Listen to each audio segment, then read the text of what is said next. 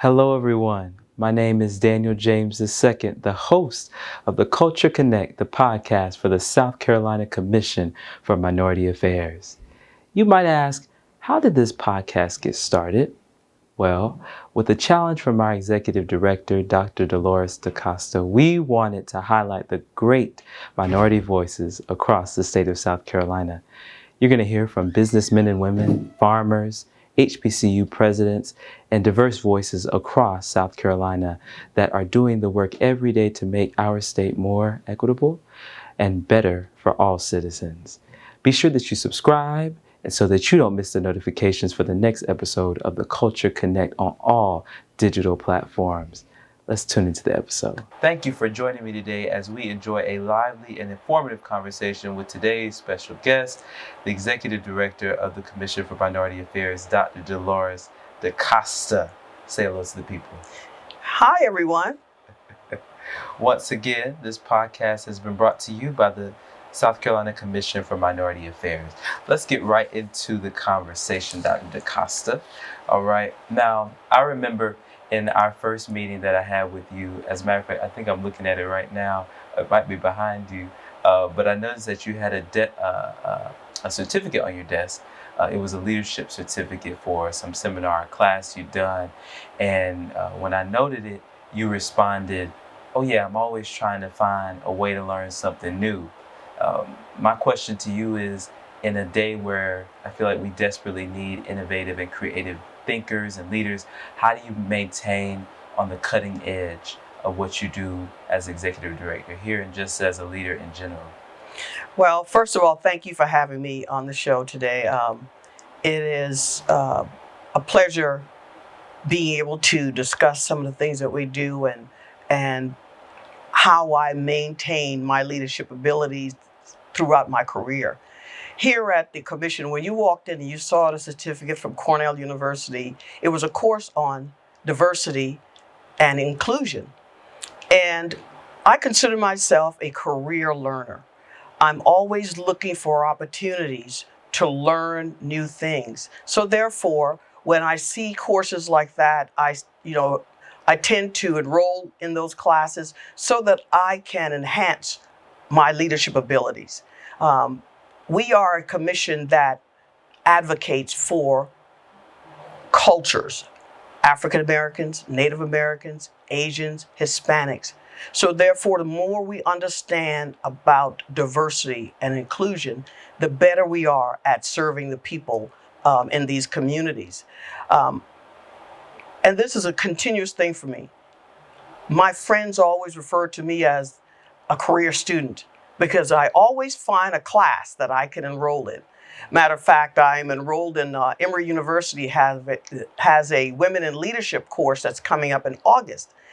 And it's focusing on leading with resilience. That's critical. We just came through COVID-19 and bouncing back was hard for a lot of people. So therefore, to stay ahead of it, you learn how to become resilient in any organization. That's one of the reasons why I'm taking this class. Any course that I take now lines up with the mission of this organization. And two, if we're going to move into a nation where minorities will soon become the majority collectively, we're going to have to learn to understand what that means. So therefore, it's going to be important for me to learn as much as I can because people are going to be calling this agency for instructions and directions, and we want to be prepared to address any concerns they may have. Absolutely. I love when you talked about being a leader and learning. And a great mentor of mine often says, a leader is a learner, and one who has failed to learn will ultimately fail in their leadership as well. So Absolutely. I feel like that's really important. You talked about understanding in relation to what we do at the commission, and that's what I feel is that we are fostering across the state a better sense of mutual understanding between different cultures and particularly ethnic minorities. But you come from a particular culture and from a particular place in South Carolina. I'd love you to talk more about your personal story as a minority, particularly being a Black or African American woman from the Low Country, Awendaw, as I'm understanding. What did you see growing up that inspired the passion that you have for the disenfranchised? Growing up in Awendaw, a little town just outside of Mount Pleasant in Charleston County, when I was a little girl, we did not have all the luxuries that we have today. There were no cell phones. We had rotary phones. We didn't have color TV. We had the black and white TV. Many of us did not even have indoor plumbing growing up. When I was a little girl, I can remember going to Portia Elementary School just down the street from where I lived. And they did not serve us hot meals. We had to bring a bag lunch and buy a carton of milk for 4 cents to go with our lunch if we wanted something to drink. But one thing that we had in our community that I think we're missing today in the rural area is the love of family and community. We shared everything. We grew our own vegetables. We shared it. My father was a fisherman, and he was responsible for making sure the community had all the fresh seafood they needed. Everyone. There was no such thing as you didn't have anyone to take care of you after school. There was always a neighbor, a grandparent, aunt, cousin available to watch the small children when they come home from school. So latchkey was not a thing. We always had an adult involved in our lives. But I think the church played the greatest role because we did not have a lot of activities in the rural areas growing up. Going to church was socializing, it was fellowshipping. It allowed the community to come together and under one roof, and we share, we ate, participated in a whole lot of things. And one thing our families did, they always encouraged us to step up. If there was a song that needed to be sung, you try to be the soloist. So therefore, they were always saying, you lead the song. And I would never turn it down. Speaking, I was always a person to speak up. I had an uncle, Sammy Porcher. He used to call me loudspeaker because of my projection when I speak. So all those things together encouraged me to want to do more for those who are not exposed or those who do not have the resources to move the needle in a community. And when I left Awendaw and went to college, that's when it really hit home. I realized that one thing in the rural areas, we did not receive the best education. When I came to USC for school, my first semester was the biggest struggle for me. And I graduated from high school with honors. And I thought, wow, college is going to be a breeze. But little did I know that I would be exposed to people who were exposed to their different things. That's when I realized that, okay, education is going to be important for me, and it's going to be important for those I've left behind me. So my job would be to be that role model, go to school, get an education, go back home, encourage younger people to get that education. My father always told me, you've got to have an education, because without an education, you would have to rely on other people to guide your path. But with an education, you set the tone. That's right. I've heard that so many times, being from a rural area myself, that education, I've seen it be literally the gateway between you having a job, you not That's having right. a job, having a home, not having it, just everything. I mean, it makes such the difference, especially when you're coming from South Carolina at large, but particularly a small rural area. That's a powerful story too, just about your start at Portia Elementary. I want to talk a little bit about the fact that now, you leave USC, and I want to talk about, because you often reference this as your sort of second career. Yes. I want to talk about your first career. When you got out of college, what did you end up doing when you left the University of South Carolina? I was always a community leader. I was always involved in the community. When I graduated from USC, I graduated with in criminal justice. So I wanted to be a police officer, and that's what I did. I joined the Charleston City Police Department, and I stayed there for several years. And in the middle of my time there, then State Senator Arthur Ravenel asked if I wanted to become a magistrate. And because he was looking for someone to nominate to the governor back then, Carroll Campbell, to be a magistrate. And everyone he talked to in the community said, you need to recommend Delores Porche. That was my maiden name. And he did. He recommended me along with, I think it was Glenn McConnell and Sam Applegate. They were the three senators that nominated me to then Governor Carroll Campbell to be a magistrate. So I stayed in that role for about a year, 2 years or so. And Arthur Ravenel then won the election to go to Congress for the 1st Congressional District. And he called me and he asked if I wanted to go to Washington, D.C.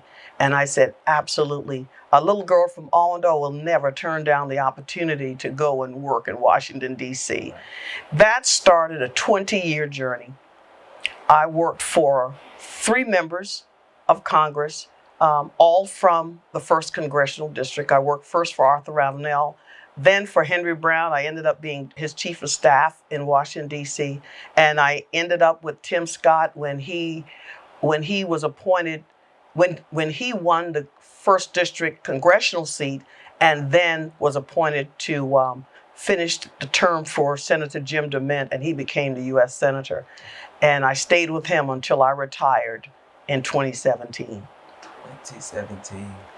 That is a dynamic journey. I did not know about being a police officer or the magistrate, so that's new information for me today. But it's a powerful story. How your life has taken so many twists and turns. You know, often people ask, especially about small areas or quote unquote insignificant places like South Carolina. Sure. People think, what good can come out of these Absolutely. places? And obviously, so much good can come out of them. Often, a selling point for those that have never heard of the commission is that we are the only commission of this type in the union. Meaning one that addresses the issues of all ethnic minority communities. There might be one in Philadelphia that deals with indigenous people, but we are the only one that addresses all, ethnic minorities. For those that are not from South Carolina and they've never maybe heard of the commission, how would you describe what we do here, what you do here, what the commission does, and then, you can ask me to clarify again if you forget the last part, but why should people care what we do here at the commission? Well, when I came here in 2018, I was curious because I really did not know what the Commission of Minority Affairs did or how it came to be. I saw the posting on the job and I applied. I interviewed and the board hired me for the position. And when I came in, I noticed that the staff dealt with a variety of issues, all pertaining to 4 major groups: African Americans, Native Americans, the Hispanic Latinos, and the Asian Pacific Islanders.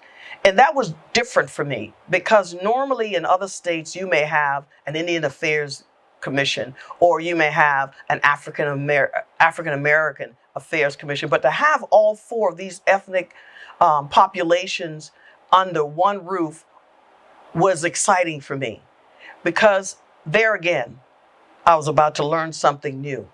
I was about to see how these 4 particular cultures blended and how they worked together, or were there conflicts? I wanted to see how in the world they operated under the same roof. And that's something that's very different because when you find that many different cultures operating under the same roof, there's going to be conflict, there's going to be misunderstandings, and there will usually people don't want to work together as a team. Everyone wanted to work in silo. And that's what I found when I came here. Staff primarily worked in silos for each division. Like the African American Affairs Division, they did their own thing. The Native Americans did their own thing. And that's the one thing I wanted to change, because if we were going to represent the culture of people, we would need to learn about each other. We would need to cross-train with each other. We would need to be culturally competent in order to work together. And that's something that I believe people need to understand, because when you're culturally competent, your temperature, you can stand more. You can tolerate more, because you're learning how to deal with different cultures, different beliefs, different traditions. That's what we are. That's what we do here at the Commission. And we teach others the importance of learning about culture. We don't teach about race, because it's not about race. It's about understanding people. And when you take the time to understand people and what makes them different, you then see what makes them great. Our job is to find what makes us great, and how do we impact the state? What is the economic impact of each of these cultures in the state of South Carolina? Share that knowledge with other people, showing that we all have a place in this state. We all contribute to the quality of this state. We all contribute to making South Carolina great. And that's what I would tell folks who have never heard of us. If you want to know how to make your state great, call us and we will show you. Really good. And then so why should they care though? They should care because diversity drives everything right now. Being different is no longer looked down on. Being different is an asset. And when it's an asset for businesses, for government, then it allows each to grow in its own way, especially businesses. Right now, diversity is the language of the land. When I was in Washington, it was affirmative action, which was a policy used to force government to integrate, bringing in more minorities. Well, diversity and inclusion takes it a step further. And you won't need policies to do it. The generation's going to force it. So therefore, it would benefit states and other people who are in position to understand what that means, because it's coming. It's here and it's not going to turn around. Today, the young generation of today is going to force diversity, equity, and inclusion. And if they want to keep people employed, or if they want employees or what have you, it helps a government as well as a private company or whoever to know and understand what it means to understand culture. That's right. That's right. I think understanding's a thread here. Culture's a thread. Education's a thread. I'm loving this entire conversation. And I think education, understanding culture, you also mentioned generations a couple of times. It goes back to a conversation we had when I came into interview for this Yes. position back in April, and one of the areas you asked me, what are you interested in doing or working with? I particularly talked about youth, and I want to ask you about cultivating a vision for the youth, especially ones that are at the margins of society.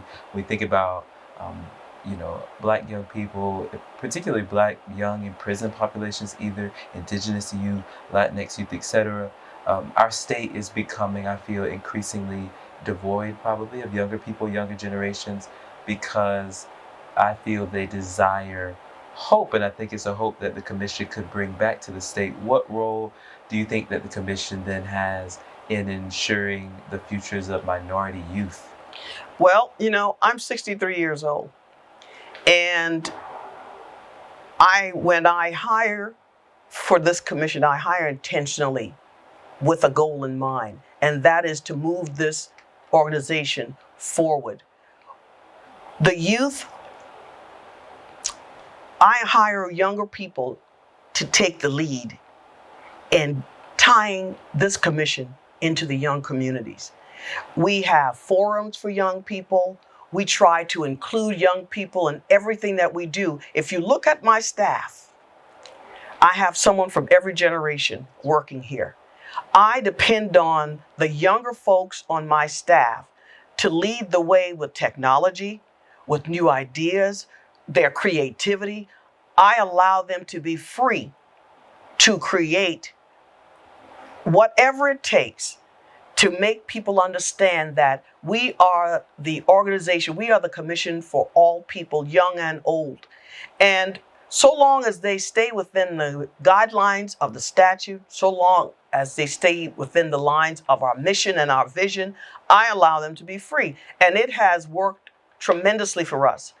Our Latino, our Hispanic and Latino division, they started what they call a student forum, where they go to the colleges and they have talk sessions. They bring in speakers, educating people about the Hispanic community.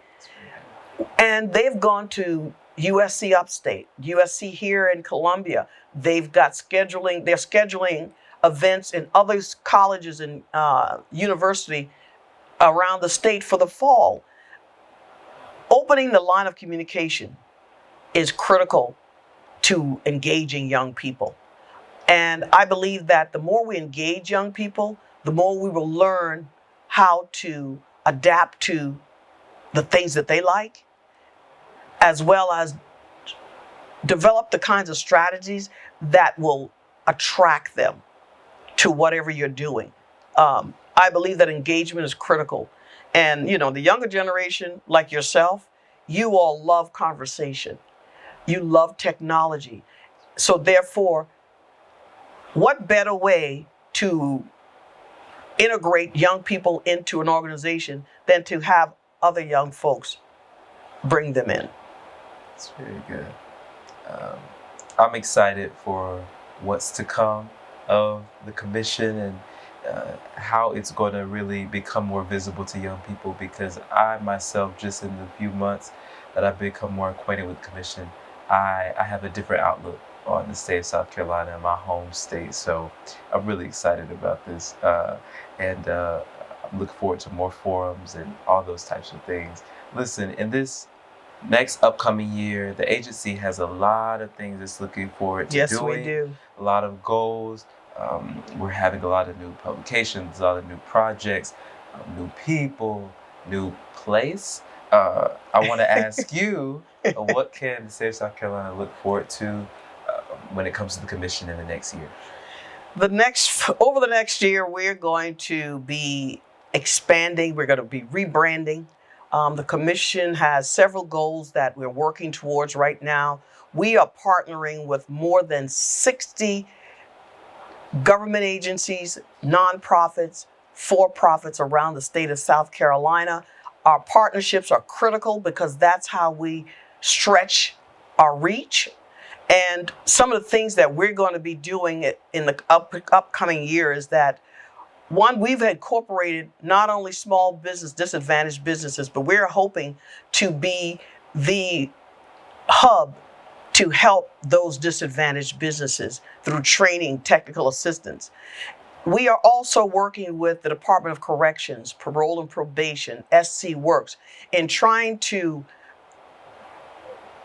restructure the workforce by educating and training those who are justice involved or formerly incarcerated.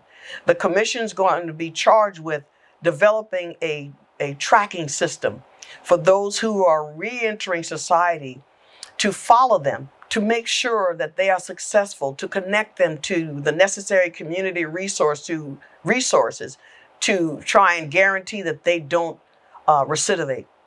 That is the goal when it comes to helping those who are formerly incarcerated.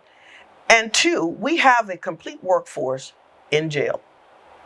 We have some very talented people, and we need to redirect that energy, redirect that talent so that it helps our business communities, our government, and our community in general, which is a major issue after COVID-19. A lot of employers can't find workers who will stay on the job. Let's see how we can create a new talent pool from those who are re-entering so that they can become tax-paying citizens in this state, so that they can add value to what we do in this state. And we're also going to be, since I've been here, I've created a couple of new divisions. I've got my public information division that was not here when I came, because we want messaging to be on point. We want to make sure that everyone around the state of South Carolina knows and understands what we do here at the commission. We are about to launch a new commercial, and that commercial is going to give just a 30-second view of who we are and what we do, just enough to make folks interested in going to our webpage or checking out our Facebook page. And we're going to expand some of the forums that we're doing with students. We're going to include a lot of businesses. We are going to include more elected officials in the process of what we're doing, so that everyone has a place at the table. Because when you're talking about minority citizens, everyone needs to know what we do and how we can help what they do. That's so good. That's so good. I'm looking forward to all that the commission has to offer in the next year. And I think it's going to be great. I think that you've done a great job at the helm of this commission, Dr. Dacosta. Thank you so much. Congrats to you. And just, we're going to keep supporting you as well. Listen, as we close out today's episode, are there any thoughts, any last comments that you want to leave with the audience as we close it out? If I had to say anything that's encouraging, always keep in mind that we can do more together than we can apart. The commission has a responsibility to bridge the gap between cultures and communities to create opportunities. And that's what we're going to focus on, bridging the gap. When we bridge the gap, more people will benefit from what we do, and more people will want to be a part of what we do. So good. We're better together. I do believe Absolutely. that. I believe that, Dr. Dacosta. How can people stay in touch with you? You can visit our webpage at cma.sc.gov. Thank you so much for tuning into today's episode of the Culture Connect with the Executive Director of CMA, Dr. Delores Dacosta. Thank you, Dr. Dacosta. Thank you so much. Yes. Good day, everybody. Did you enjoy the episode? I hope you did. Be sure that you subscribe to our YouTube channel and connect with us on all digital platforms so you don't miss the next episode of the Culture Connect. We'll see you next time, everybody. At the South Carolina Commission for Minority Affairs, we believe the state's rich culture and history lies in the diversity of its people. Through research and relationships, cultural awareness, and increased opportunities, we're working to help all ethnic minorities achieve economic prosperity. Our network of community and state partners enables us to achieve more, which helps our communities to be stronger together. To learn how we serve you, visit cma.sc.gov.